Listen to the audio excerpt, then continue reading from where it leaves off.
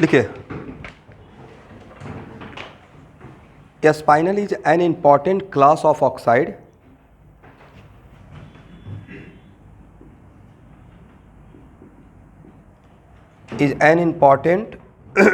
class of oxide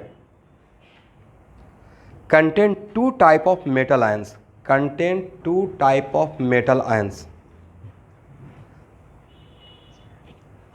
This is an important class of oxide containing two type of metal ions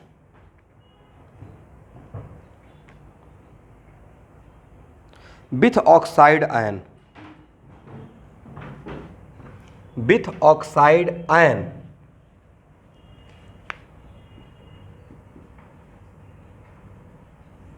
इसका format ऐसा रहेगा, a metal रहेगा, ए भी metal रहेगा। तो देखिए, जनरली ए डाईवैलेंट रहता है और ए ट्राईवैलेंट। एग्जाम्पल के तौर पे एक देख लीजिए, MgAl2O4। देखिए तो ऑक्सीडेशन नंबर वाइज क्या ओवरऑल न्यूट्रल है, +2 मिलाकर +6 हो जाएगा, +8 हो गया, -8 0। इसमें लिखिएगा नीचे, oxide ion occupy lattice point of CCP।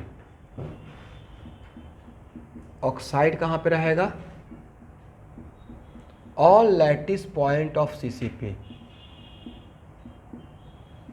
तो भाई all lattice point of CCP का मतलब है कि FCC, तो FCC में सारे लैटिस पॉइंट का इफेक्टिव अगर जोड़ा जाए तो 4 ही होना चाहिए, और मेरे पास ऑक्सीजन है कितना, 4, तो सारी जगह पे क्या रहेगा, ऑक्सीजन रहेगा, कॉर्नर पे और फेस के सेंटर पे, राइट। एक और पॉइंट लिखिए, and divalent cations are in tetrahedral void,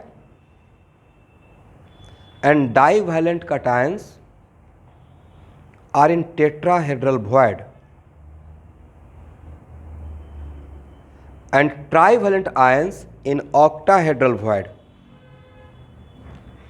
and trivalent ions in octahedral voids। अब अपना कॉमन सेंस लगाइए, ए कहाँ था, लैटिस पॉइंट पे, राइट। इसी को अगर लेते हैं तो ए कहाँ रहेगा, अभी लिखवाया ना, ये पूछा जाएगा, this is objective direct. A TV में रहेगा, अरे कहाँ रहेगा भाई, ओबी में। हाउ मेनी टीवी, इसमें 8 रहेगा, CCP में कितना रहेगा, बट है तो ये 1, इसका मतलब 1 आउट ऑफ 8 टीवी में रहेगा। सारे टीवी में रहेगा या 1 ऑफ द टीवी में रहेगा, लिख लीजिएगा।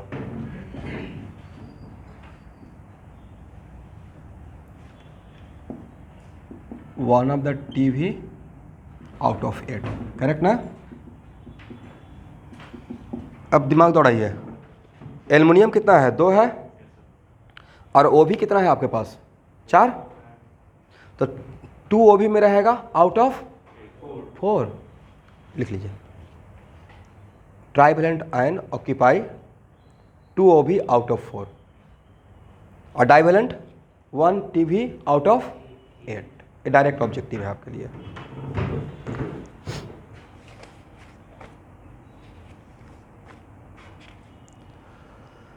लिखिए, effect of temperature and pressure on coordination number. Effect of temperature and pressure on coordination number.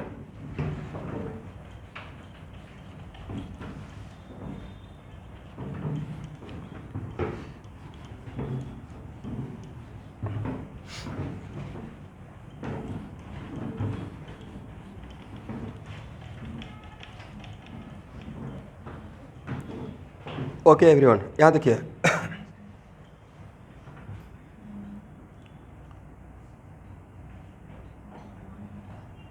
आप बताएं तो कि कॉमन सेंस अप्लाई कीजिए। टेम्परेचर अगर ज़्यादा करते हैं, अगर टेम्परेचर इंक्रीज करते हैं, इन जनरल कोऑर्डिनेशन नंबर कम होना चाहिए किसी का या ज़्यादा होना चाहिए?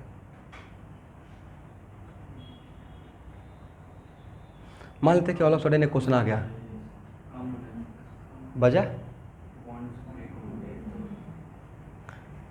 नहीं बॉन्ड मतलब देखिए ठीक है बॉन्ड ब्रेक होगा, बट मान लेते सॉलिड स्टेट है और अभी भी सॉलिड फॉर्म में ही है, तो हम लोग को तो दिखाई पड़ेगा नहीं, बट ऐसे ही इन जनरल टेम्परेचर इंक्रीज करेंगे तो वाइब्रेशन होगा और एटम्स एक दूसरे से दूर जाएगा, पास नहीं आएगा।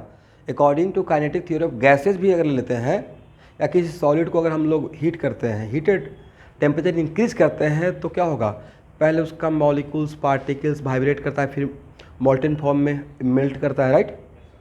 इसका मतलब दूर जा रहा है। तो मेन की पॉइंट क्या है कि टेम्परेचर इंक्रीज करने से एटम्स दूर जाता है, तो दूर जाएगा तो नेबर ज़्यादा होगा या कम होगा? कम होगा, nearest neighbour. That's why temperature increase करेंगे, कोऑर्डिनेशन नंबर डिक्रीज करना चाहिए, right. What about pressure? Pressure increase करते हैं किसी सॉलिड पे, प्रेशर ज़्यादा करते हैं, ऑब्वियसली इंक्रीज होगा। प्रेशर ज़्यादा करेंगे तो एटम्स क्या होगा और पास आएगा, then coordination number should be increases. क्या बोले? किसी का भी इन जनरल, मतलब मान लेते हैं किसी का कोऑर्डिनेशन नंबर 4 है तो प्रेशर इंक्रीज किए, प्रेशर इंक्रीज करने से किसी भी सॉलिड में हो सकता है, ऐसा सॉलिड देखते होंगे। अभी ऐसे ही मान लीजिए कि प्रेशर अगर इंक्रीज करते हैं, एक पेपर पे दूसरा पेपर, तीसरा पेपर, थर्ड पेपर का लेयर प्रेस करते हैं, फोर्स लगाते हैं, थोड़ा चिपक जाता है तो दूर गया पास आया, राइट। वैसे ही अगर प्रेशर इंक्रीज करते हैं, हो सकता है अपने आप को रीएडजस्ट करके उसका नियरेस्ट नेबर बढ़ जाए, एटम तो पास ही आएगा। तो अगर पास पास घर बन रहा है तो नेबर बढ़ रहा है ना, दैट्स वाई प्रेशर इंक्रीज करेगा तो coordination number should be increases. नहीं बोलो कि मस्ट बी इंक्रीजेज, हो सकता है कि मेरा सॉलिड बहुत टफ है, नहीं भी इंक्रीज कर सकता, बट चांसेस क्या है, इंक्रीज कर सकता है, राइट। तो जनरली किसी एक दो कंपाउंड का अगर एग्जांपल लेते हैं, सब के लिए नहीं लेकिन किसी किसी का कोऑर्डिनेशन नंबर, मान लेते हैं कि एक कंपाउंड है, यहाँ देखिए, और उसमें कोऑर्डिनेशन नंबर का रेशियो अगर 4:4 है, हो सकता है कि प्रेशर इंक्रीज करने से उसका कोऑर्डिनेशन नंबर 6:6 हो जाए, इट माइट भी, ऐसा हो सकता है।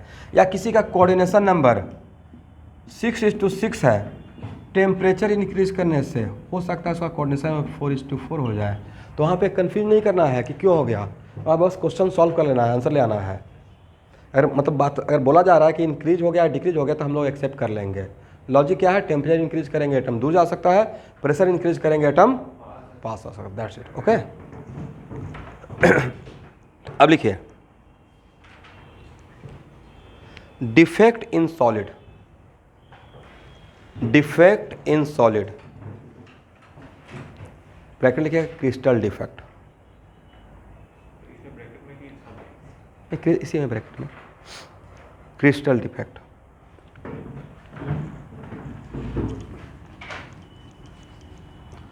ग्लास क्या है, glass is kind of super cooled liquid, right. आप लोग एक पेज दिए थे, उसको लिखे थे या नहीं लिखे थे सबसे पहले, और जो वापस जो भेजे हैं उसको एक बार पढ़ लीजिएगा। उतना पढ़ने का एक्चुअली रिक्वायरमेंट होता नहीं है, उतना कहाँ आता है, जितना पढ़ा रहे हैं वही काफ़ी हो जाएगा।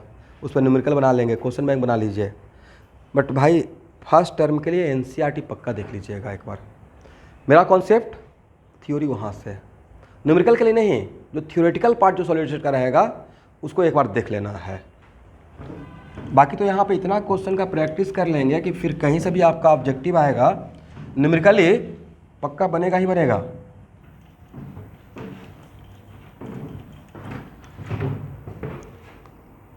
लिखिए, तो एक्चुअल में हम लोग के सिलेबस में है जो मेन डिफेक्ट पढ़ना है वो है पॉइंट डिफेक्ट, बट जो डिफेक्ट देखा गया है वो इस टाइप का डिफेक्ट है। फर्स्ट लिखिए, पॉइंट डिफेक्ट। एक एक लाइन लिख लेते हैं, फिर बाद में इस पे बात करेंगे, हम लोग सिलेबस में है। Defect will be only at certain lattice position, point defect में defect will be only at certain points, defect will be only at certain points.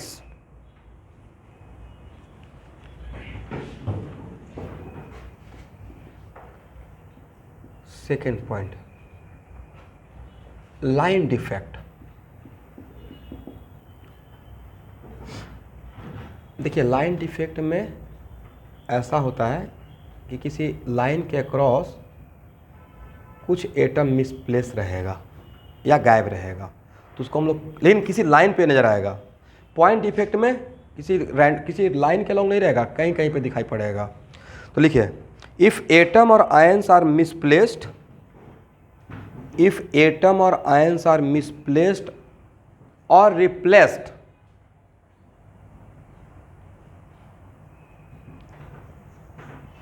by some other ions along a line, तो उसको हम लोग बोलेंगे line defect. अब लिखिए plane defect. Plane defect का एक और नाम है, यहाँ पढ़िए, इसको क्या पढ़िएगा, स्क्रू डिफेक्ट। इसमें क्या बोलिएगा, प्लेन डिफेक्ट मतलब वो मिसप्लेस और रिप्लेस कहाँ नजर आएगा, किसी लाइन पे या पूरे प्लेन में दिखाई पड़ेगा। इफ एटम और आयंस आर मिसप्लेस्ड और रिप्लेस्ड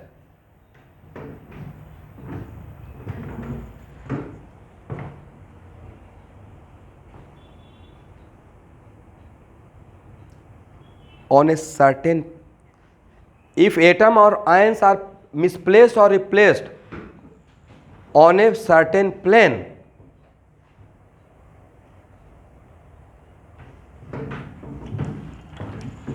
ठीक है। बट हम लोग को बाकी लास्ट दो वाले पे ज़्यादा फोकस नहीं करना है, फोकस करना है पॉइंट डिफेक्ट। समझ गए एवरीवन? पॉइंट डिफेक्ट कितने टाइप का, दो टाइप का। कौन कौन सा? यस, स्टिचोमेट्रिक डिफेक्ट और non stoichiometric defect.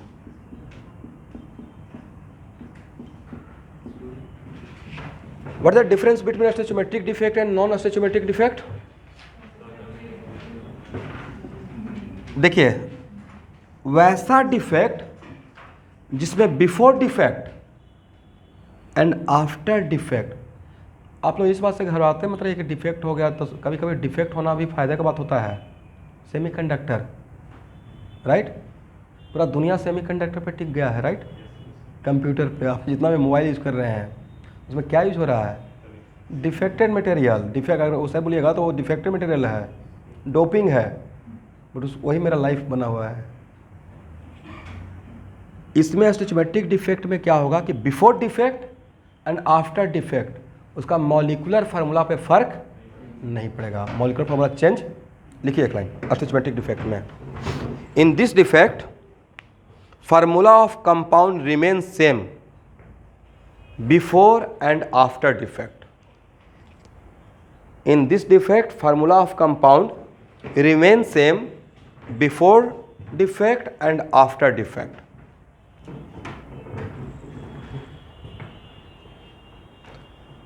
Non stoichiometric में लिखिए, तो इसमें तो आपको आइडिया मिल गया। इसमें क्या रहेगा, formula of compound will be changed before defect and after defect.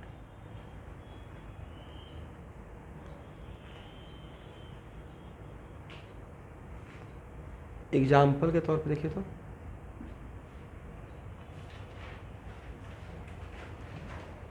एक किसका फार्मूला, फेरस ऑक्साइड, मतलब सर 1:1 है यहाँ पे, इसी को अगर ऐसे बोल देंगे तो नहीं था कि सर 1:0.98 हो गया, तो क्या स्टिचोमेट्रिक कोफिशिएंट सेम रहा, फार्मूला अलग दिख रहा है, तो इसको कौन सा डिफेक्ट में काउंट करें, नॉन स्टोइचोमेट्रिक डिफेक्ट में काउंट करेंगे, ठीक है।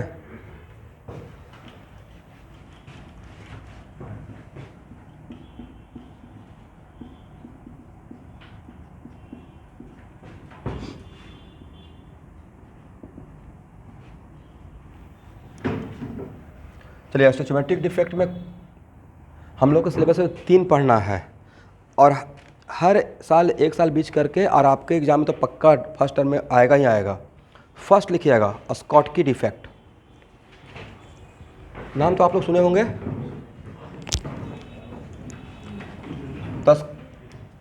स्पेलिंग क्या होगा? SCHO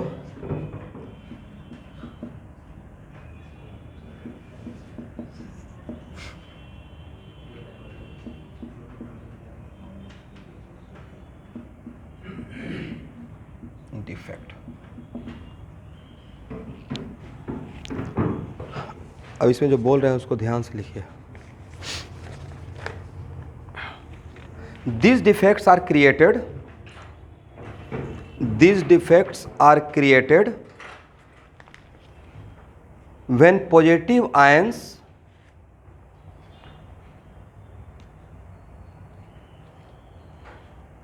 when equal number of, ऐसे लिखा, when equal number of positive ions and equal number of negative ions are missing from their respective position.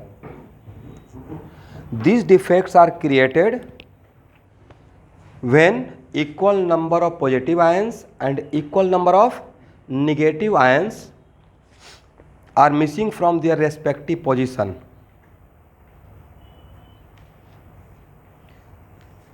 Leaving behind the pair of holes. Leaving behind the pair of holes.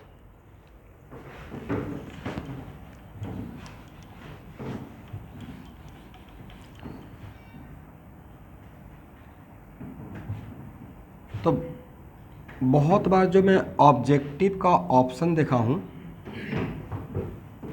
Exam में पूछने का तरीका, उसमें वो लोग करते क्या है कि डायग्राम ड्रॉ करके दे देंगे, ठीक है। और तब आपसे पूछेंगे कि जो डायग्राम है उस कौन सा डिफेक्ट को रिप्रेजेंट कर रहा है। मतलब यहाँ पे डायग्राम मेरे लिए ज़्यादा इंपॉर्टेंट है, ठीक है।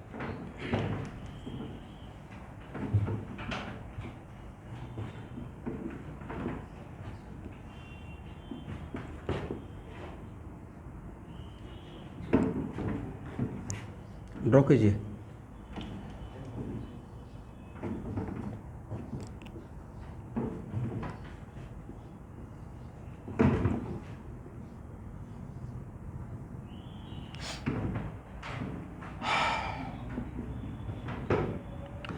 ये तो पक्का पता है कि सर कटायन के बाद अनायन ही रहेगा। अगर सॉल्ट है तो कटायन का नेबर अनायन और अनायन का नेबर, तो कटायन के बाद कटायन रखेंगे नहीं।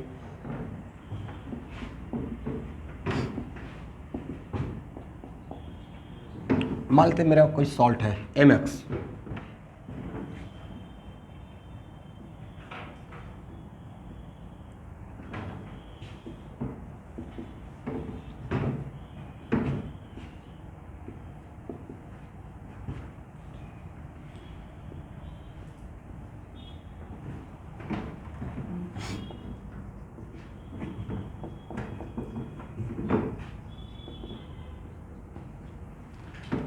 देखिए यहाँ पर जो मैं आपका डायग्राम में दिखाया हूँ, तो जितना मैं पॉजिटिव आयन का मिसिंग दिखाया उतना ही नेगेटिव आयन का दिखाया, राइट। तो how many positive ions are missing? 1। और हाउ मेनी नेगेटिव आयंस? यह नेगेटिव आयन का जगह रहा होगा, राइट। और एक कौन किसका जगह था? पॉजिटिव का।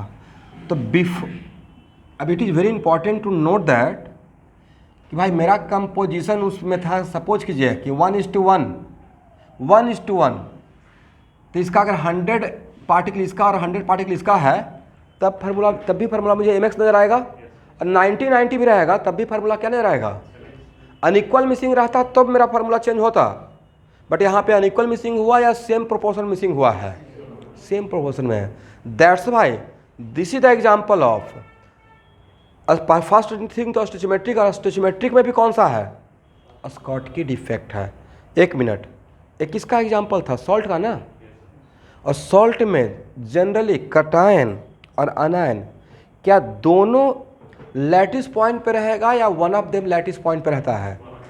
कैसे भी सजा हुआ हो, जिसका साइज बड़ा रहता है वो लैटिस पॉइंट पे जाता है और जिसका साइज छोटा रहता है वो कहाँ जाता है? वॉइड में। इसका मतलब है कि लेट अस सपोज मैंने आपको बोल दिया कि x minus greater than m plus size, इसका मतलब ये मेरा लैटिस पॉइंट रहा होगा। ये मेरा कौन सा पॉइंट? Lattice point. और ये कौन सा पॉइंट रहा होगा? वॉइड। लेकिन लैटिस पॉइंट और वॉइड में जाने के बाद भी कुछ जगह बचा हुआ रहता है, राइट? क्योंकि मान लेते हैं स्टूडेंट, यहां देखिए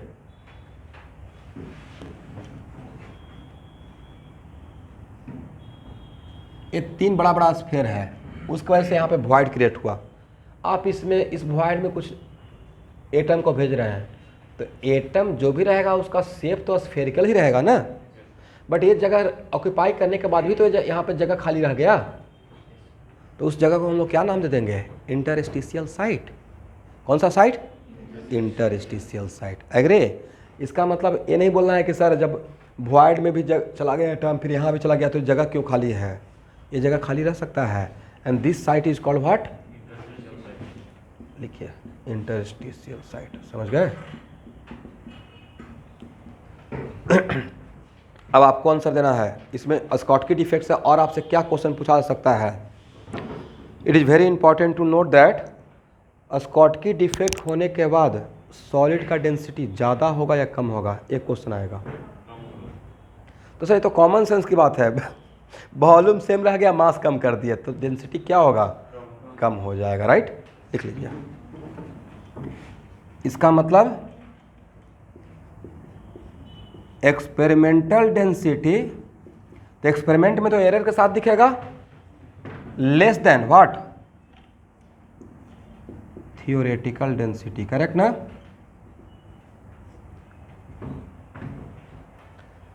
एक्सपेरिमेंटल डेंसिटी मतलब रियल डेंसिटी है। रियल डेंसिटी में मुझे तो सर इतना माइन्यूट लेवल पे, मतलब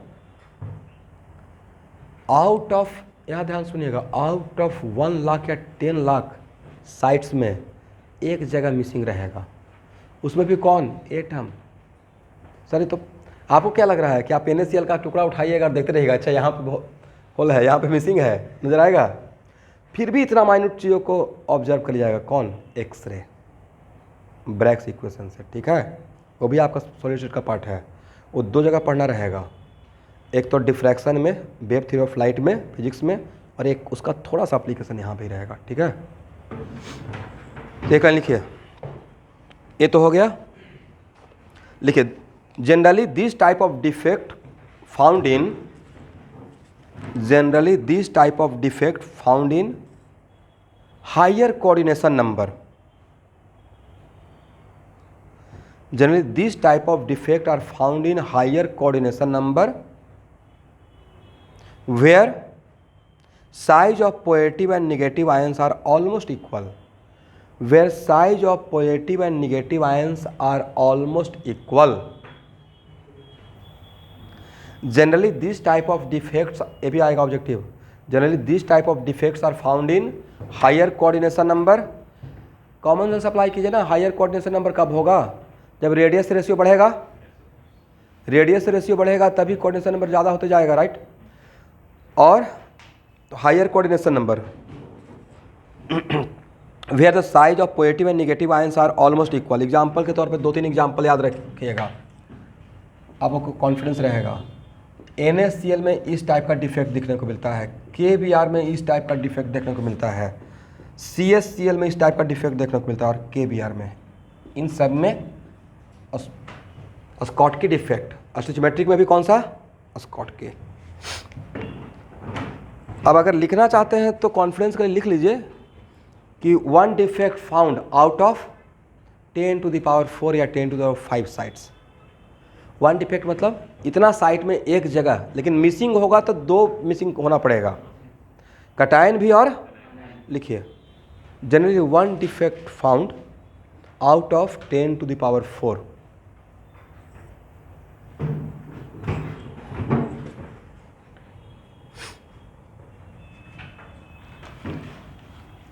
और किसी न्यूमेरिकल प्रॉब्लम में हम लोग इसका यूज करेंगे।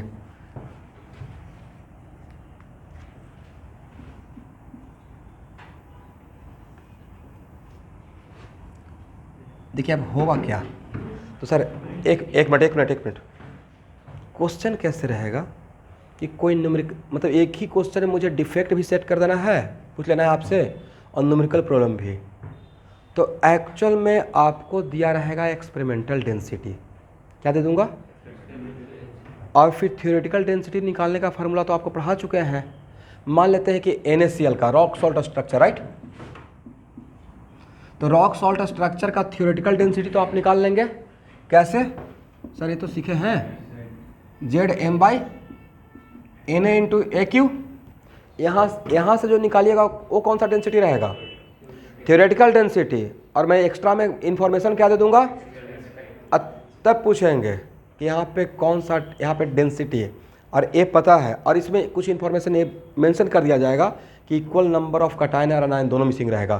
तो NaCl है, रॉक सॉल्ट है, और उसमें इक्वल नंबर ऑफ कटायन अनायन दोनों मिसिंग रहेगा, तो ऑब्वियसली स्टोइचियोमेट्रिक रहेगा, नॉन स्टोइचियोमेट्रिक नहीं रहेगा। मतलब क्वेश्चन में मेंशन कर दिया जाएगा भाई कि आफ्टर डिफेक्ट फार्मूला चेंज नहीं हुआ है। तो जैसे ही इस बात को मेंशन कर दिया गया कि फार्मूला विल नॉट चेंज, मतलब वो नॉन स्टोइचियोमेट्रिक नहीं है, किस कैटेगरी में आ गया, स्टोइचियोमेट्रिक कैटेगरी में आ गया, और स्टोइचियोमेट्री में उनके 3 ही रहेगा। अब 3 में से कौन सा रहेगा वो पूछ लिया जाएगा। तो कैसे कंपेयर किया जाएगा, तो सर मैं वहाँ से डेंसिटी निकालूंगा, that density should be theoretical, और एक्सपेरिमेंटल क्वेश्चन में दिया रहेगा, कंपेयर कर लेंगे। अगर ए रहा मतलब कौन सा डिफेक्ट रहेगा, स्कॉटकी रहेगा, एग्री, ऐसे न्यूमेरिकल रहेगा। तो स्कॉटकी डिफेक्ट में ए भी आएगा, परसेंटेज ऑफ मिसिंग साइट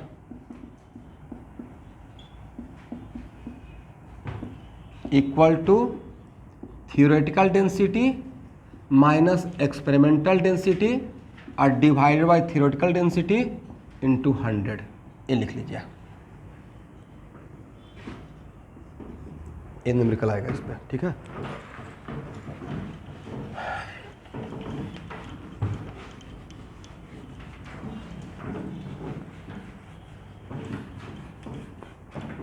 तो सर ये तो बहुत आसान था भाई, इतना ही था, बस इतना याद रखिएगा डायग्राम के साथ।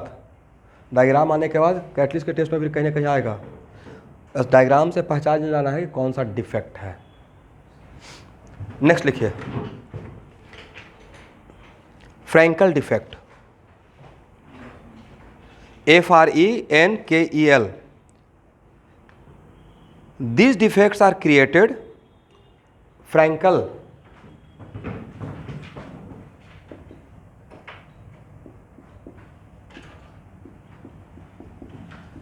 these defects are created when an ion leaves its correct lattice site. These defects are created when an ion leaves its correct site and occupy interstitial site. These defects are created when an ion leaves its correct site and occupy interstitial site, comma. Frankel defects are more common. Frankel defects are more common in ionic compound which have low coordination number, which has Frankel defects, क्या लिख रहे थे, are more common where, in which, in ionic compound where coordination number is what, low। एक minute रुकिए, तो coordination number लो कब रहेगा, coordination number लो रहेगा जब रेडियस रेशियो कम रहेगा, रेडियस रेशियो से, और रेडियस रेशियो कम है मतलब कैटायन और आयन के बीच में डिफरेंस ज़्यादा है साइज का। लिखिए, it means these defects are found where there is large difference between size of cation and anion.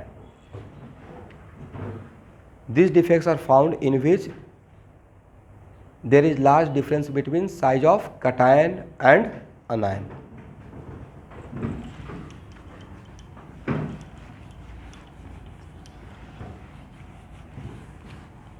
Example के तौर पे लिखिए ZnS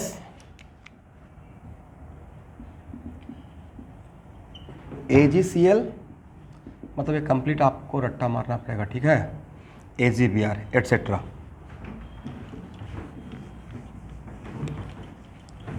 हालांकि इस तरीके से नहीं पूछा जाता है कि इसमें कौन सा डिफेक्ट है, बहुत कम चांस है। क्वेश्चन बहुत तरीके से आता है, जितना आप जानते हैं।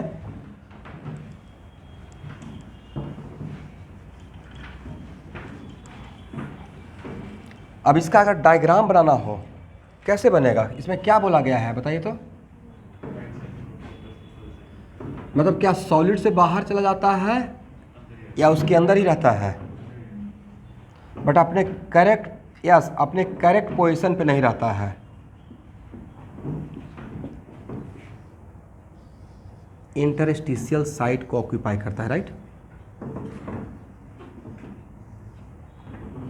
For example m plus X minus M plus, यहाँ देखिएगा x माइनस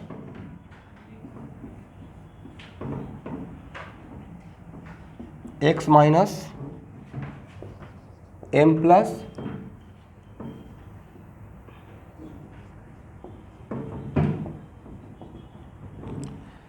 एम प्लस कोक। अब इसमें अनायन और कटायन में कोई भी हो सकता है, मैंने कटायन को ले लिया। कटायन को रहना चाहिए था यहाँ पे, बट यहाँ पे है, अपने करेक्ट साइड को छोड़कर इंटरस्टिशियल साइड में आ गया है। बट क्या फार्मूला पे कोई फ़र्क पड़ेगा? वो यहाँ से आउट नहीं हुआ, अनबैलेंस नहीं हुआ, अभी भी न्यूट्रल का न्यूट्रल ही है, तो फार्मूला पे कोई फ़र्क। व्हाट अबाउट एक this is example of what Frenkel defect. What about the effect on density. Density पे क्या फ़र्क पड़ा है सर? बिफोर डिफेक्ट तो हो गया सर, डिफेक्ट क्यों होगा? यहाँ पे ही तो रह गया था, रहना यहाँ था, यहाँ है, अपने सही जगह पे नहीं है। तो डेंसिटी, एक्सपेरिमेंटल डेंसिटी और थियोरेटिकल डेंसिटी इस केस में इक्वल रहेगा। वजह वॉल्यूम भी सेम रहा और मास भी सेम रहा। ये भी एक ऑब्जेक्टिव हो गया आपका।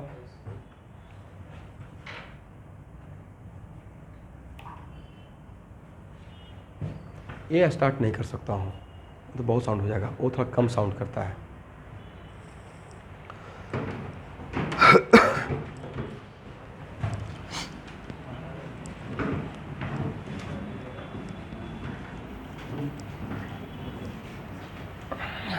इसको हटाए एवरीवन, समझ में आ गया?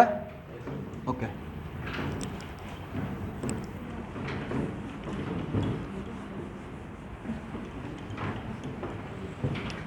अब लिखिए interstitial defect.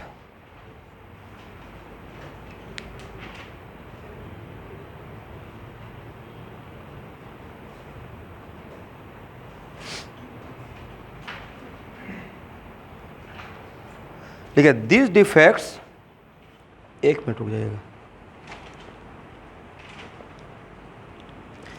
These defects are caused due to presence of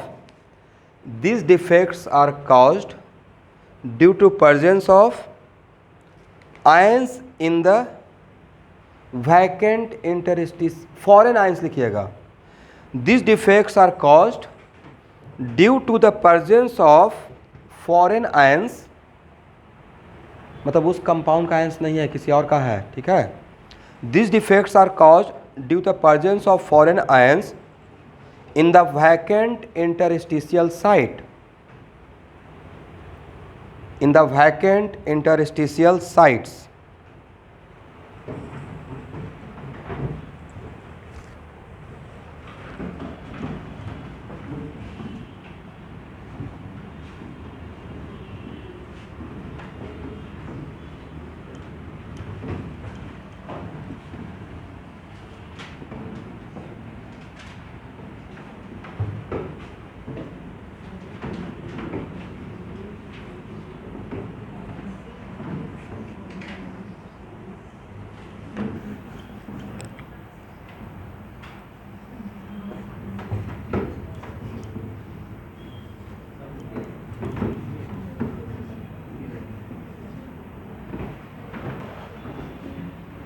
बात मत कीजिएगा।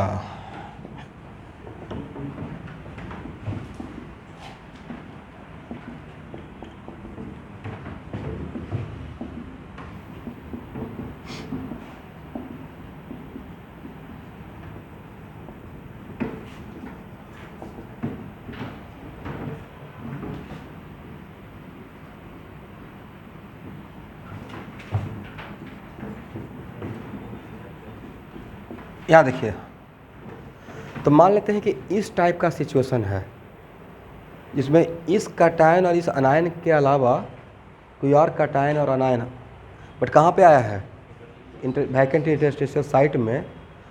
तो इससे इसके फार्मूला पर कोई फ़र्क पड़ेगा? इसके फार्मूला में कोई फ़र्क नहीं पड़ेगा। But what about density? Density तो बढ़ गया। That's why experimental density greater than what? Theoretical. अब देखिए डेंसिटी के पॉइंट ऑफ व्यू से ही तो यहाँ पे एक में क्या हुआ था, एक्सपेरिमेंटल लेस देन थ्योरेटिकल। एक में क्या हुआ, एक्सपेरिमेंटल इक्वल टू थ्योरेटिकल। और एक में क्या हो गया,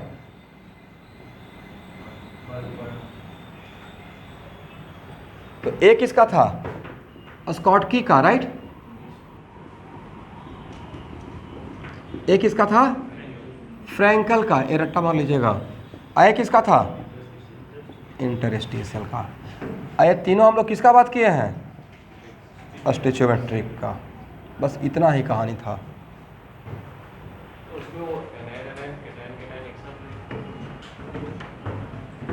एक ही सब, ओह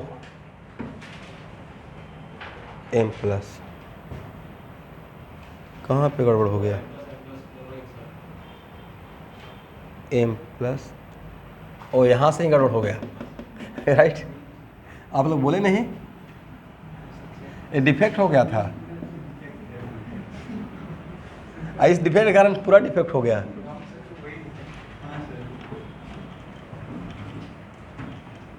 समझते हैं, एक जगह गड़बड़ होने से पूरा कहानी गड़बड़ हो गया, राइट।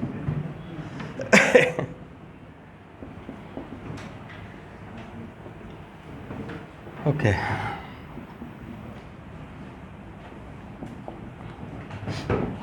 एक्स माइनस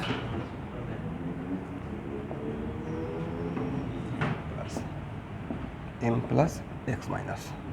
अब लिखिए नॉन स्टोइचियोमेट्रिक डिफेक्ट।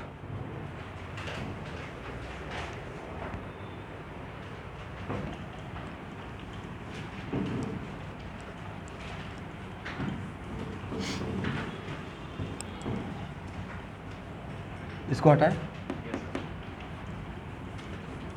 इसे जो सैलेड के थे वो सब क्या था, फॉरेन आयंस, राइट।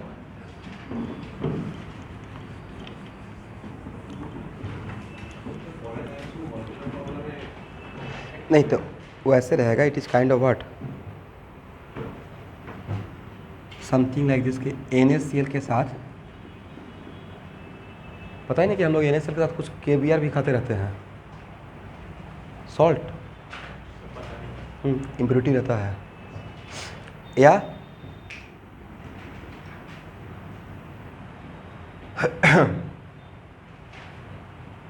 एक्चुअल में जो सॉल्ट को हम लोग बाहर रख देते हैं, मॉइस्चर एब्जॉर्ब कर लेता है, तो मॉइस्चर एब्जॉर्ब NaCl की वजह से नहीं करता है। मॉइस्चर वो ऑब्जर्व करता है, उसमें इम्प्योरिटी रहता है KCl, उसकी वजह से। एक क्वेश्चन ऑब्जेक्टिव पूछा हुआ है, वो एक्चुअली क्या, उसके साथ कोऑर्डिनेशन कंपाउंड 6H2O अटैच होता है, कोऑर्डिनेशन कंपाउंड बनाता है। तो जो भी सॉल्ट जनरली हम लोग यूज़ करते हैं कितना भी, बट उसमें कुछ ना कुछ जनरली हम लोग ये मान के चलते हैं कि कॉमन सॉल्ट NaCl खा रहे हैं। बट भाई NaCl और KCl के टेस्ट में बहुत ज़्यादा फ़र्क नहीं रहेगा, थोड़ा फ़र्क रहेगा लेकिन बहुत ज़्यादा फ़र्क नहीं रहेगा। तो उसमें कुछ इम्प्योरिटी रहता है। ऐसा हो सकता है कि जो ऐसा आया होगा वो खुद भी अपना एक कंपाउंड रहा होगा, पेयर बना के आया है, तो इसके फार्मूला पर कोई ज़्यादा फ़र्क नहीं पड़ रहा है।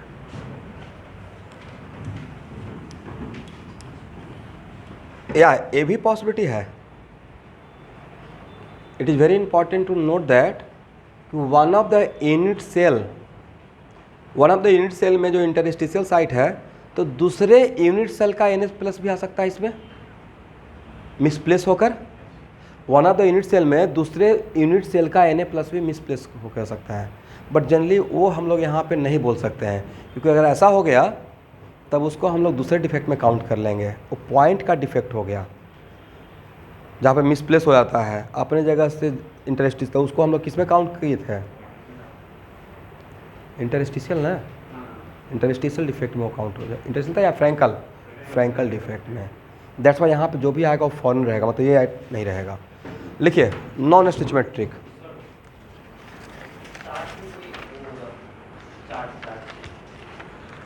वो आएगा तो पेयर में आएगा। पेयर मतलब कटायन अनायन दोनों आएगा, बैलेंस करेगा, न्यूट्रल रहेगा।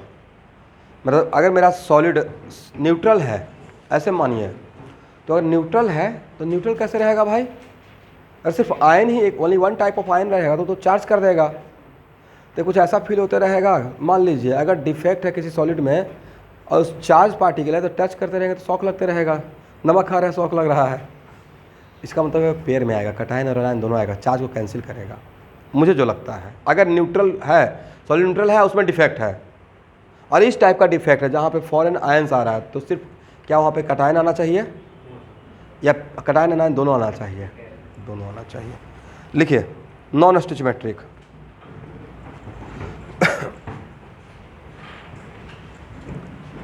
तो इन सब में ज़्यादा कहानी नहीं बनाएंगे, तो हम टू द पॉइंट आ जाते हैं।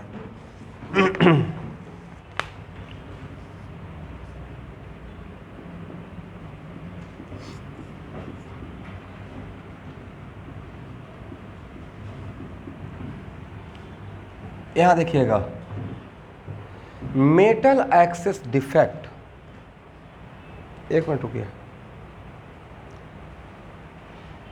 किसी सॉल्यूशन को कॉन्सेंट्रेट करना है, कॉन्सेंट्रेटेड करना है, गाढ़ा करना है, राइट? कैसे कर सकते हैं सर? दो तरीका, या तो सॉल्यूट डाल दीजिए, नहीं तो सॉल्वेंट को भगा दीजिए, वेपोराइज कर दीजिए, हीट कर दीजिए, दोनों तरीके में हो जाएगा। सेम वे मेटल एक्सेस, कोई सॉल्ट है उसे मेटल को एक्सेस करना है, कैसे कर सकते हैं स्टूडेंट? सर या तो मेटल को एक्स्ट्रा ले आइए with respect to anion, number of metal ions ज़्यादा कर दीजिए with respect to what? Anion के रिस्पेक्ट में, अनायन के एटम से कटायन का एटम को ज़्यादा कर दीजिए, तब भी एक्सेस हो जाएगा। दूसरा क्या रहेगा? तो यहाँ पे अगर मेटल को ज़्यादा एक्सेस कर रहे हैं, करेक्ट, तो किसको ज़्यादा करने के बाद है? तो यहाँ पे दो तरीके से होगा। एक हो मेटल एक्सेस के लिए या तो कटायन ज़्यादा कर दें या अनायन कम कर दें। तो अनायन कम करके अगर कटायन ज़्यादा कर रहे हैं तो उसको बोलेंगे metal excess defect due to deficiency of anion, due to deficiency of anion. इसको ब्रैकेट में लिखिए, metal excess due to vacancy of anion, due to vacancy of anion. नीचे लिखे दिस डिफेक्ट्स आर एराइज, एक कम से कम 5 जो डिफेक्ट पढ़ रहे हैं 5 बार पूछा हुआ है, 1-2 बार नहीं। Metal excess defect due to vacancy of anion, vacancy समझते हैं, खाली जगह। Metal excess defect due to vacancy of anions. नीचे लिखिए this defects are arises, this defects are arises when a compound have excess metal ion, when a compound have excess metal ions,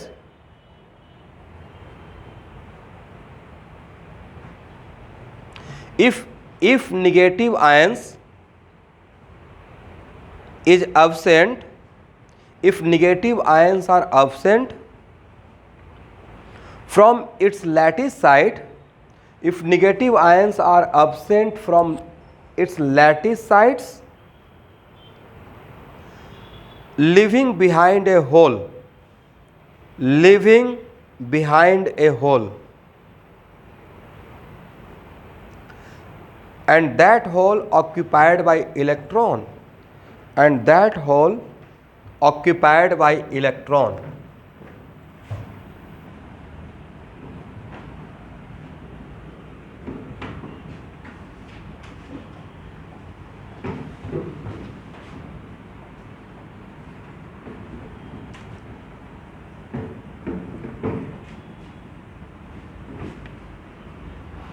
student आपको computer के sir का number share कर दिए थे। मैं नहीं बोल रहा हूँ कि आप देख लीजिएगा, अगर आपको इंटरेस्टेड रहे या लगता है खुद से हो जाता है तब ज़्यादा एफर्ट लगाने का रिक्वायरमेंट नहीं है।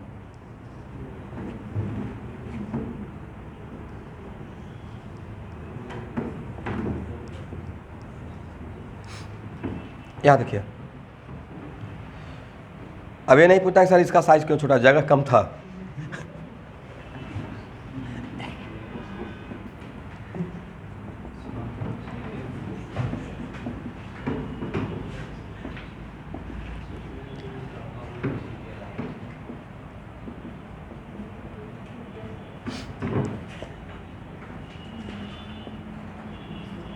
बोलिए कौन अपने साइड से मिसिंग है?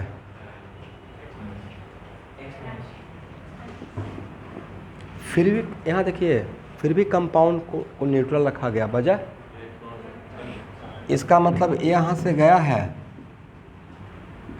बट इलेक्ट्रॉन छोड़ कर गया है, राइट। गया है क्या बनकर, एटम के फॉर्म में या मॉलिक्यूल के फॉर्म में, बट अपना यहाँ पे इलेक्ट्रॉन रख कर गया है। दैट्स वाई आपको पता ही नहीं चलेगा, अभी भी न्यूट्रल ही दिखेगा। लेकिन अब यहाँ पे दूसरी बात बोली, तो इस केस में क्या फार्मूला पे फ़र्क नहीं पड़ जाएगा? क्या फार्मूला वही रहेगा या नॉन फार्मूला चेंज हो जाएगा? चेंज हो जाएगा। बजाय पहले जो मेटल का m+ और x- का रेशियो था फार्मूला में, अब वो रेशियो नज़र आएगा? रेशियो नज़र नहीं आएगा। लेकिन न्यूट्रल रहेगा, अभी भी क्या रहेगा? न्यूट्रल। नेक्स्ट, इस डिफेक्ट से सॉलिड का एक क्वेश्चन पूछा हुआ है। अब जो जितना भी बात मैं बोलूँगा सब ऑब्जेक्टिव है और ऐसे पूछा गया है, और एक क्वेश्चन आपके टर्म 1 में आने का चांस 90%। इस डिफेक्ट से सॉलिड का कंडक्टिविटी पे क्या फ़र्क पड़ेगा? बढ़ जाएगा। फ्री इलेक्ट्रॉन हो गया भाई, फ्री इलेक्ट्रॉन है तो चार्ज पार्टिकल हो गया, तो और बढ़िया है। ये मूव नहीं कर सकता है, ये तो मूव कर सकता है। दैट्स वाई अभी सारा एक साथ लिखेंगे कंक्लूजन। इसका due to this defect conductivity of material increases. Who is responsible for colour? Free electron. तो एक्चुअल में इस डिफेक्ट्स के वजह से, एक इस टाइप का डिफेक्ट की वजह से सॉलिड कलरफुल नजर आता है, और उसके लिए रिस्पॉन्सिबल कौन है? ये इलेक्ट्रॉन। तो इसको हम लोग, इसका नाम दिया गया है, it is also known as F centre या कलर सेंटर। ठीक है ना? यही ऑब्जेक्टिव पूछा गया है कि एफ सेंटर या कलर सेंटर किस टाइप के डिफेक्ट में मिलता है? Non systematic. उसमें भी किस में? Metal access. मेटल एक्सेस भी दो टाइप का होता है। Metal excess due to vacancy of anion, metal excess due to vacancy of anion. किसके? एफ सेंटर या कलर सेंटर किसके वजह से? जहाँ पे इलेक्ट्रॉन रहता है उस जगह को बोलते हैं एफ सेंटर या कलर सेंटर। एंड दिस जगह is responsible for colour. Colour के लिए इलेक्ट्रॉन ही रिस्पॉन्सिबल है। तो एक जगह से दूसरी जगह डीलोकलाइज होगा तो वहाँ से कलर प्रोड्यूस होगा, राइट। इसमें नेक्स्ट, व्हाट अबाउट डेंसिटी पे फ़र्क? डेंसिटी डिक्रीज कर गया ना, इलेक्ट्रॉन का भी मास काउंट करेंगे, वॉल्यूम सेम रहा, मास कम हो गया तो डेंसिटी ऑल्सो डिक्रीजेस। तो दीज आर द ऑब्जेक्टिव। लिखिए, due to this defect conductivity of material increases.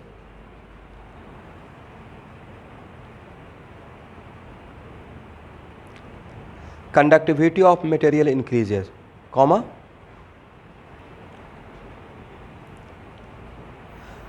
the hole occupied by electron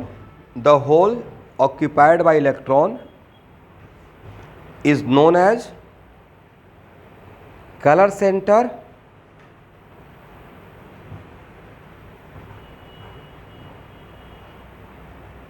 or F center. Color center or F center. These are responsible for color of the solid. अब एक minute, जो colour के लिए responsible रहेगा वो अगर increase कर जाए तो what about intensity of colour? Increase करेगा।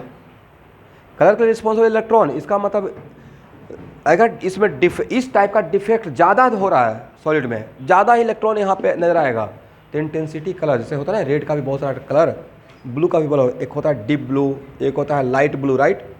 मान लेते हैं कि इस डिफेक्ट की वजह से कलर ब्लू है, तो ये डिफेक्ट अगर ज़्यादा रहेगा तो ब्लू कलर और ज़्यादा इंटेंसिफाई होगा, ब्लू कलर और ज़्यादा डीप होगा, राइट। लिखिए, F centre increases intensity of colour increases, F centre increases intensity of colour increases. तो इस डिफेक्ट में इतना ही बात आप याद रखिए। और सबसे इंपॉर्टेंट बात, what is the meaning of F centre और कलर सेंटर, राइट।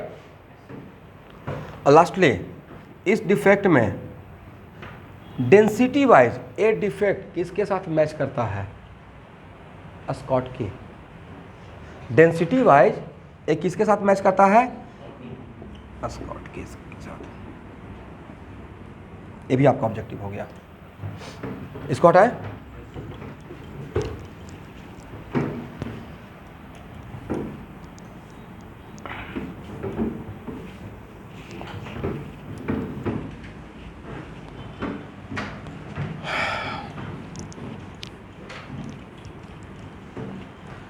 नेक्स्ट लिखिए, metal deficiency due to cation vacancy. इससे पहले क्या था? Anion vacancy. Oh sorry, metal excess, अभी मेटल एक्सेस का ही करते हैं। Metal excess due to interstitial sites, metal excess due to interstitial cations लिख लीजिएगा, ज़्यादा बेटर रहेगा। Metal excess due to interstitial cations.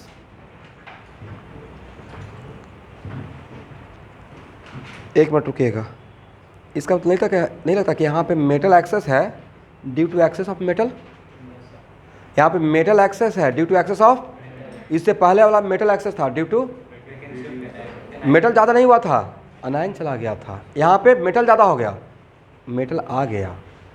तो मेटल एक्सेस दो तरीके से है, एक में मेटल आ जाएगा, दूसरे में अनायन चला जाएगा। समझ गए?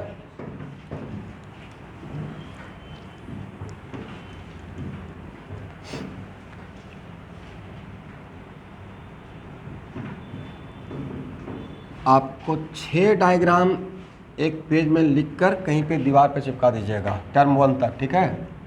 या लास्ट तक भी रहने से कोई प्रॉब्लम नहीं है।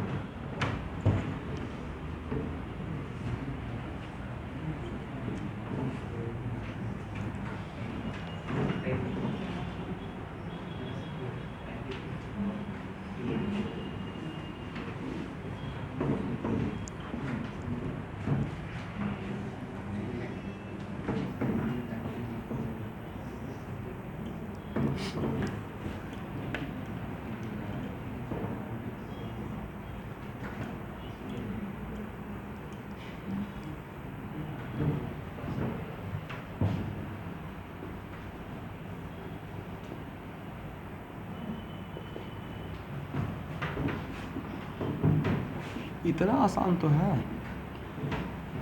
सॉलिड स्टेट तो बहुत लाइट टॉपिक था, राइट। इलेक्ट्रोकेमिस्ट्री के रेस्पेक्ट में तो आसान ही था।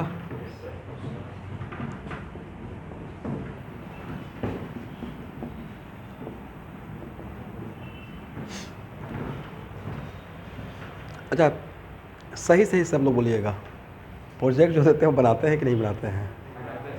बनाते हैं, बनाइए। नहीं बनाइएगा, बोर्ड भी देख रहे हैं भाई, बोर्ड हो जाएगा। बोर्ड का ऑब्जेक्टिव है, अब इतना कुछ आप लोग मेहनत कर रहे हैं, बट उसमें प्रोजेक्ट में बहुत प्रेशर मत लीजिएगा। मैं एक जो टाइम बाउंड्री देता हूँ, मेरा सिर्फ वो प्रोजेक्ट देने का मेन मकसद क्या है कि बहुत ये रास्ता है, इस पे चलना है। प्रोजेक्ट सर क्या क्या बनाए, क्या करें, मैंने एक रास्ता दिखा दिया, मैं उसको नोट कर रहा हूँ कहीं पे, पहले क्या क्या करवा चुका हूँ।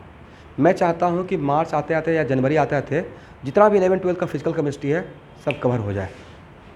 तो प्लीज़ उसको फॉलो कीजिए, और नहीं तो बोर्ड तो अच्छा हो जाएगा, फिर बहुत अफसोस आएगा।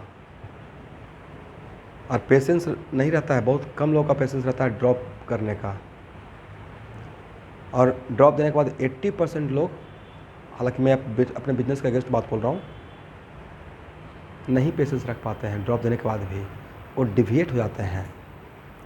ड्रॉप दे के और किसी एग्ज़ाम को क्रैक करना मामूली बात है। ड्रॉप दीजिएगा, आपका स्कूल रहेगा नहीं, तो आप तो ऐसे ही फ्री पार्टिकल हो गए, कैटली से निकले कहीं और जा रहे हैं, कोई प्रेशर ही नहीं है। इसलिए ड्रॉप देकर बहुत कम लोग पेशेंस अपना माइंडसेट को मेंटेन करते हैं। जो मेंशन करते हैं वो बहुत अच्छा रैंक भी लाते हैं। दो भी बात है, ड्रॉप दिया, डिसिप्लिन रहा, तब तो कमाल कर देगा। लेकिन अगर सब कुछ अगर फर्स्ट टाइम में हो जाए तो ज़्यादा बेटर है। इसलिए उसको भी मेंटेन कीजिए, जो सीक्वेंस है। तुम तो भाई मेंटेन करते रहना, ठीक है रोशन कुमार। ऐसा नहीं कि हाँ हो रहा है सर, हो रहा है, कर लेंगे, नॉट लाइक दैट। प्रॉपर करना है। स्कूल का भी तो प्रेशर नहीं है, स्कूल का तो किसी को प्रेशर नहीं है। सही सही बोलिए, एसएफएस में है, बाकी लोग का तो सिर्फ कहने मात्र तक है, ना के बराबर है। अब उसमें हाँ आईसीयू में है, बट बाकी जगह जिनको नहीं है वो टाइम का यूज़ कीजिए स्मार्टली और जम के यूज़ कीजिए।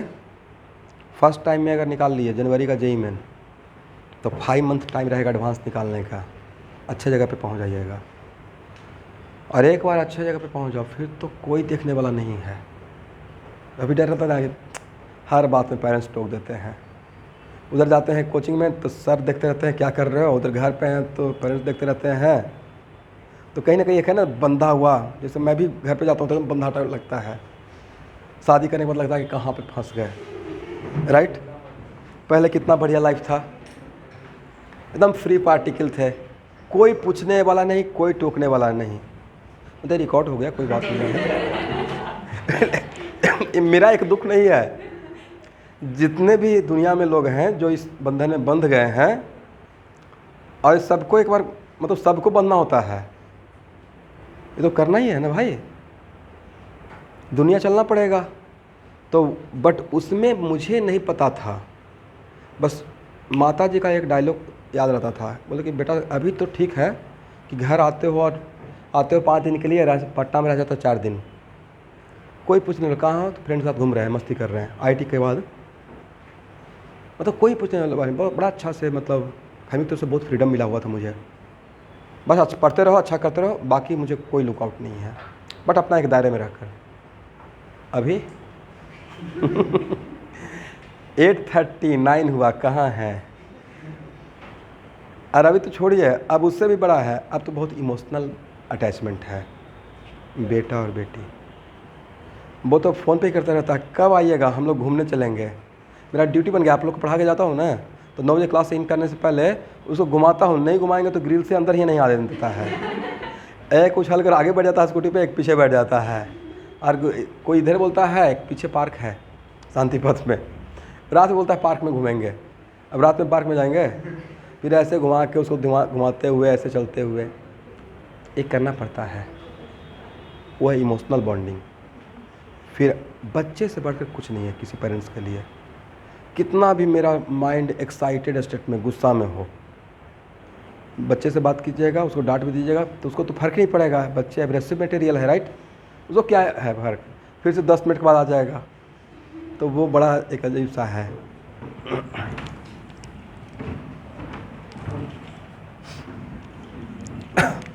चलिए, किसको कहाँ आना है, इसका मतलब सेम मेटल को इंटरस्टिशियल साइट में आना, राइट।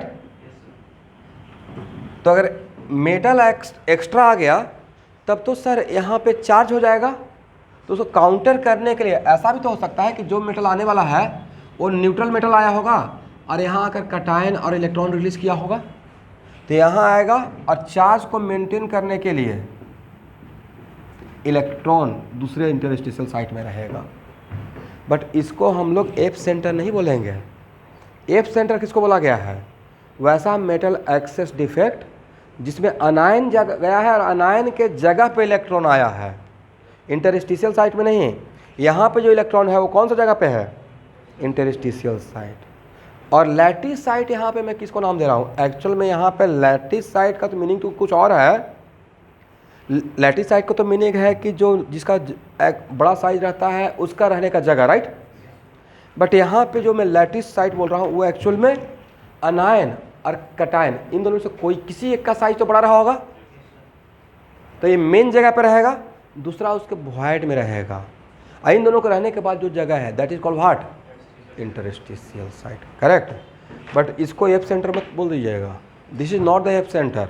एफ सेंटर किसको बोलते हैं, मेटल एक्सेस में ही, बट जहाँ पे अनायन के जगह पे था, ठीक है। व्हाट अबाउट डेंसिटी पे क्या फ़र्क पड़ेगा, इस यस, लेकिन कंडक्टिविटी भी बढ़ जाएगा। फ्री इलेक्ट्रॉन यहाँ भी है तो कंडक्टिविटी ऑल्सो इंक्रीजेज, पॉइंट बना के लिख लीजिए, कंडक्टिविटी इंक्रीजेज और experimental density greater than what, a stoichiometric defect में किसके साथ मैच खा रहा है डेंसिटी वाइज, इंटरस्टिशियल के साथ, फ्रैंकल नहीं, इंटरस्ट जिसमें फॉरेन आयंस आया था, राइट, ये लिख लीजिएगा। अब नेक्स्ट लिखिए, दो, इसका मतलब है कि नॉन स्टोचियोमेट्रिक में दो डिफेक्ट कौन सा है, मेटल एक्सेस का last defect, metal deficiency due to cation vacancy, metal deficiency due to cation vacancy.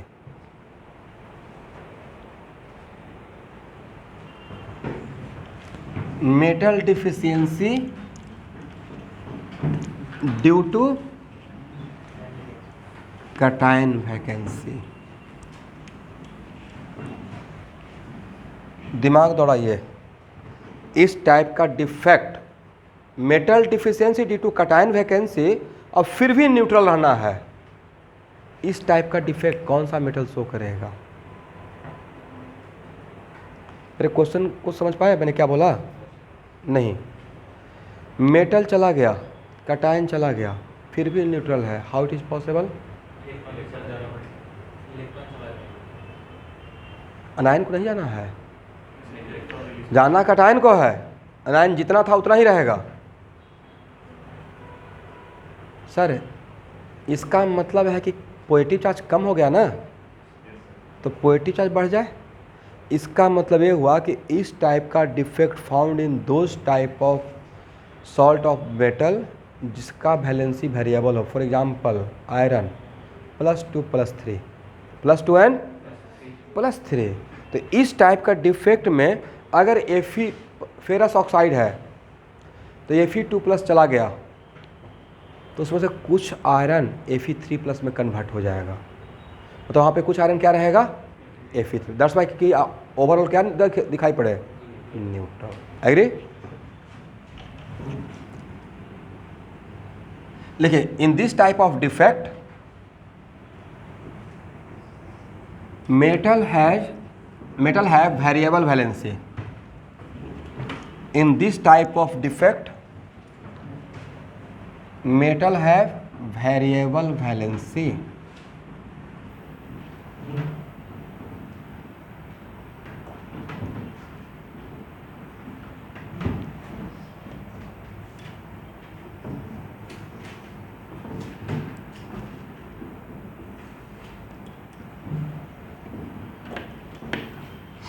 मान लेते हैं कि यहाँ पे M2+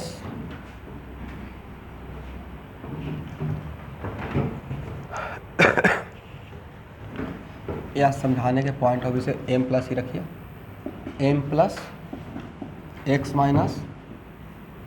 M+ X- यहाँ पे मिसिंग, मतलब कटायन यहाँ से मिसिंग है।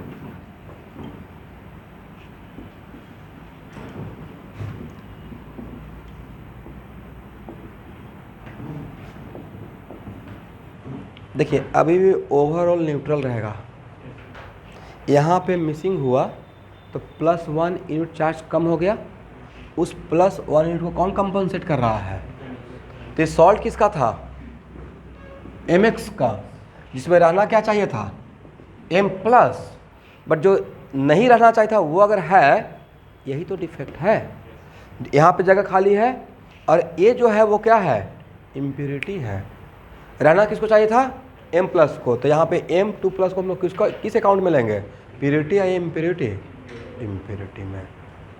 एग्री। इसका मतलब इस टाइप का डिफेक्ट शो करने के लिए मेटल को क्या होना पड़ेगा, मेटल हैविंग वेरिएबल वैलेंसी। क्या NaCl में ऐसा डिफेक्ट होगा? नहीं हो सकता है। व्हाट फेरस ऑक्साइड हो सकता है। और अगर आपको 6 या 7 या 8 मंथ पहले का स्टोरी याद है तो रेडॉक्स रिएक्शन में एक प्रॉब्लम बनाए थे, मुझे तो याद है।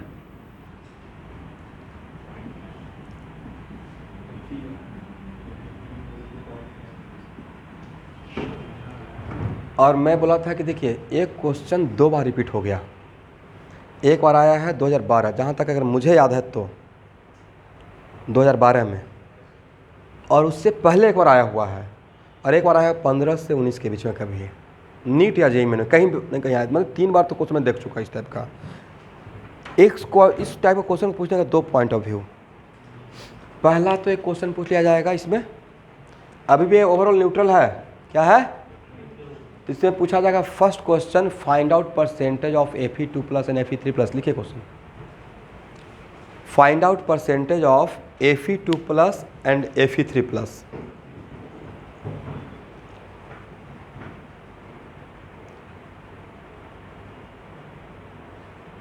A second question,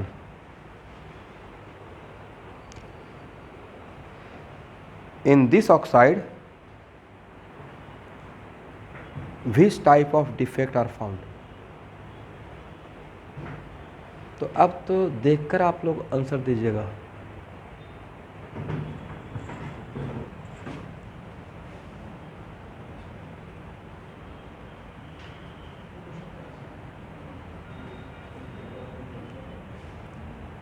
यही क्वेश्चन था या कुछ और क्वेश्चन था? एक मिनट रुकिए तो।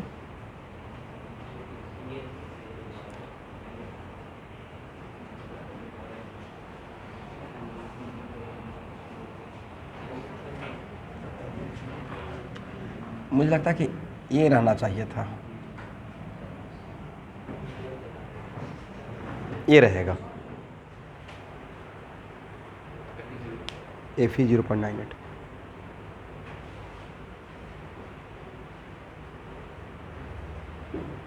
सॉल्व कीजिए।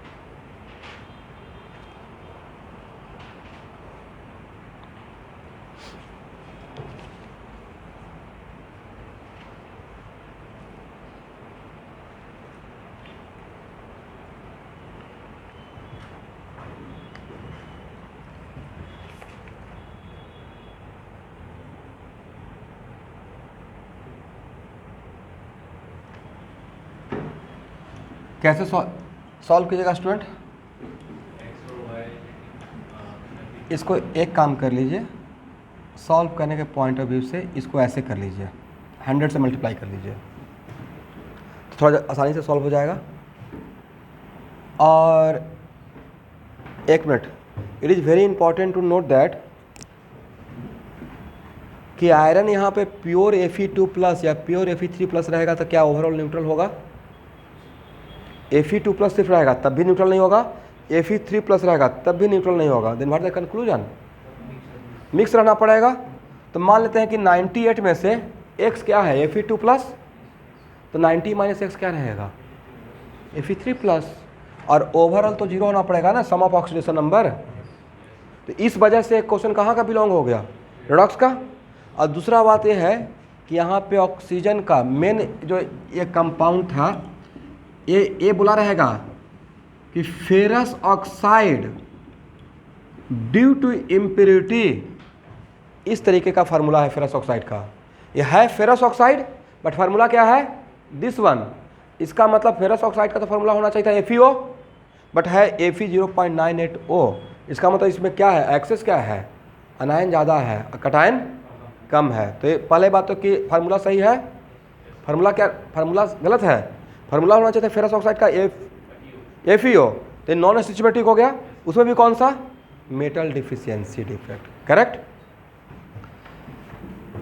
तो यहाँ पे Fe2 प्लस का क्या मान लेंगे, X, और Fe3 प्लस कितना रहेगा, 90 माइनस X, और उसके बाद क्या अप्लाई करना है, sum of oxidation number becomes equal to what, 0। तो 2x डायरेक्ट लिख दें, 2x अब प्लस 3 इंटू 98 माइनस एक्स, अब plus minus 2 into 100 equal to कितना, 0। यहाँ से x का वैल्यू कितना,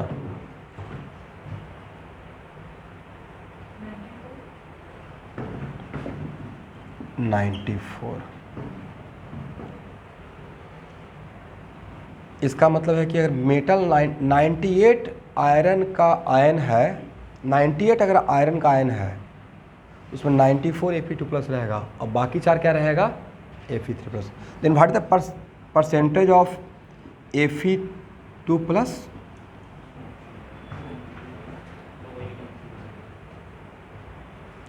what is the percentage of Fe2 plus, percentage ऐसे निकालते हैं ना, 94/98 into 100, number of metal ions of Fe2 plus और divide by total metal ions and 200, कितना,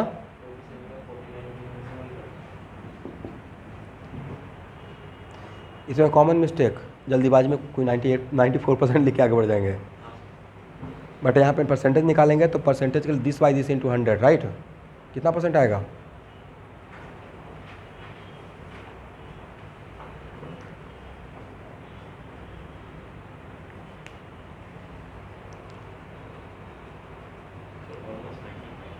95।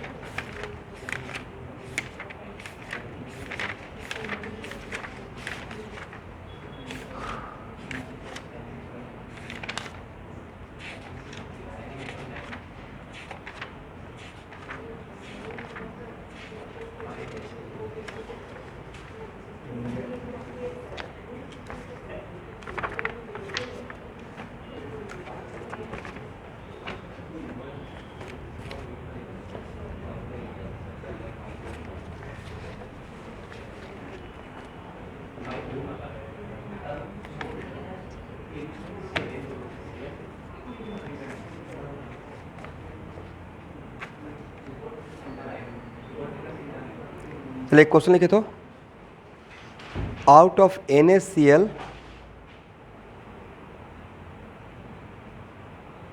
and CaCl which one is more stable and why?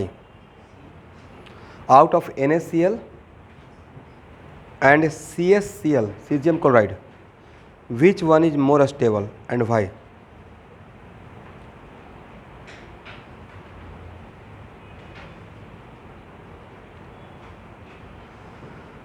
पहले आप एक minute में खुद सोचिए, फिर मैं आंसर बताता हूँ।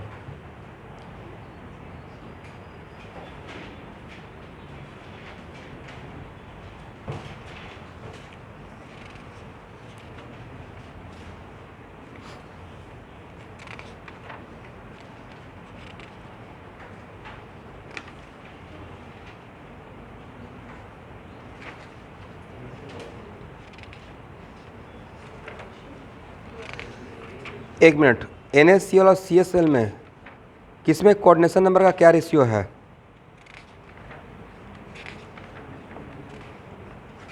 NaCl में कोऑर्डिनेशन नंबर का रेशियो है 6:6 और CaCl में कोऑर्डिनेशन नंबर का रेशियो है 8:8।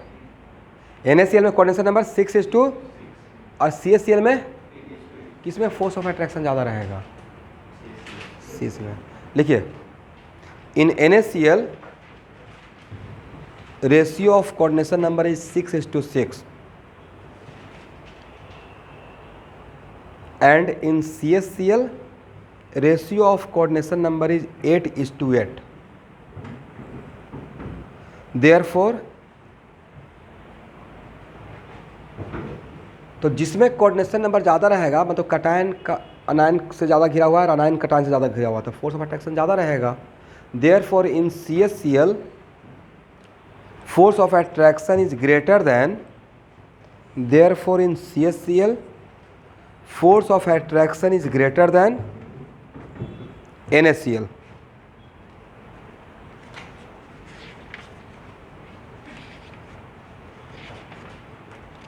एक लास्ट टॉपिक आप लोग के लिए मैं खोज रहा हूँ, एक्चुअली सोच रहे हैं कि अभी कवर कर लेते हैं लेकिन मिल नहीं रहा है। एक मिनट रुकिएगा स्टूडेंट। यस,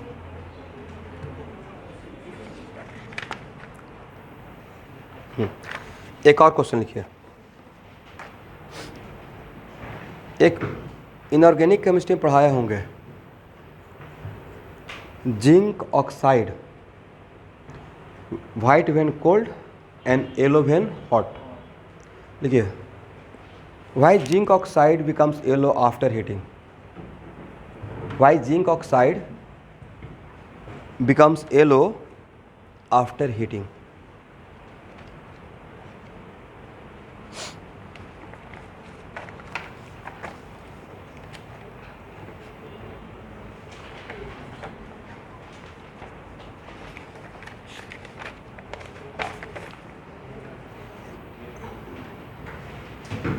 एक मिनट, किसी चीज़ को हीट कर रहे हैं और अगर उसमें कलर आ रहा है तो कोई ना कोई तो रिस्पॉन्सिबल रहेगा, कलर सेंटर क्रिएट कर रहा होगा। तो ऐसा लग रहा है कि शायद इसमें कलर सेंटर क्रिएट हो गया।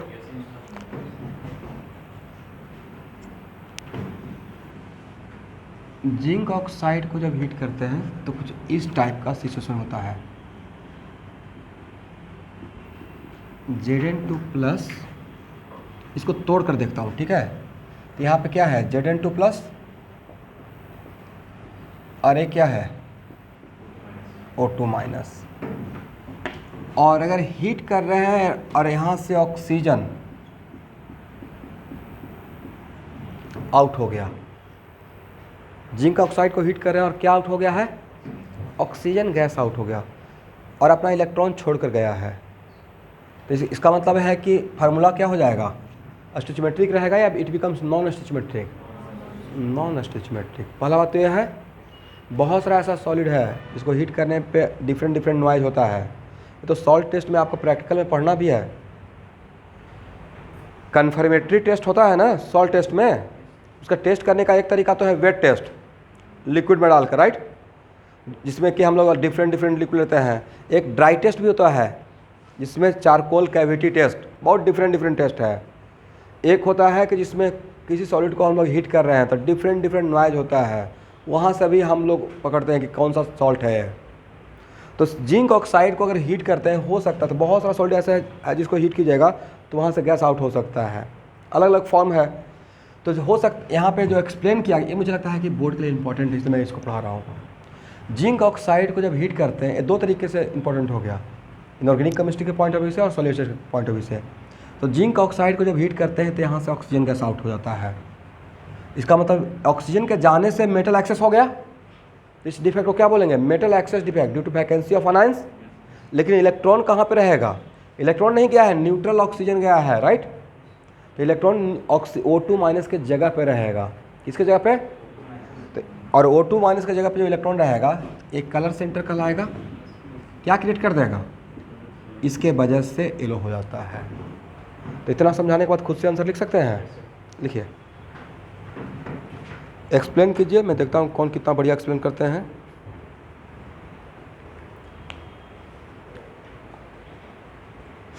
मेन थीम समझा दिया, लिख पाइएगा ना? ठीक है, मैं लिखवाता हूँ, लिख लीजिए। When zinc oxide heated then neutral oxygen goes out and created F centre और colour centre, and created F centre और colour centre. When zinc oxide heated, then what out? Neutral oxygen out and created F center or color center. And इस defect कौन सा बनेगा, bracket में लिखिएगा। And it becomes metal access defect due to vacancy of anion. Due to vacancy of anion.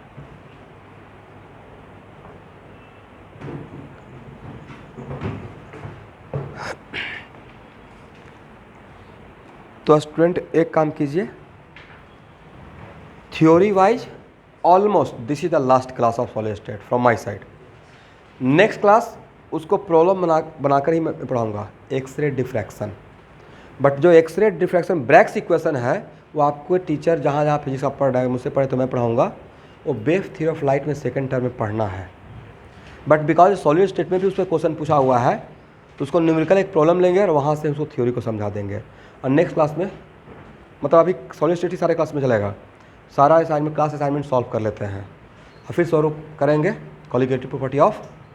अब दो चीज़ एक साथ नहीं शुरू करेंगे, सॉलिड स्टेट तो कंप्लीट सॉलिड स्टेट, सॉल्यूशन तो कंप्लीट सॉल्यूशन कवर हो गया तो इसमें टाइट्रेशन, ऐसे चलते रहेगा जैसा टाइम का डिमांड रहेगा। ठीक है, ओके, आज के लिए तो थ्योरी वाइज पूरा कंप्लीट हो गया सॉलिड स्टेट।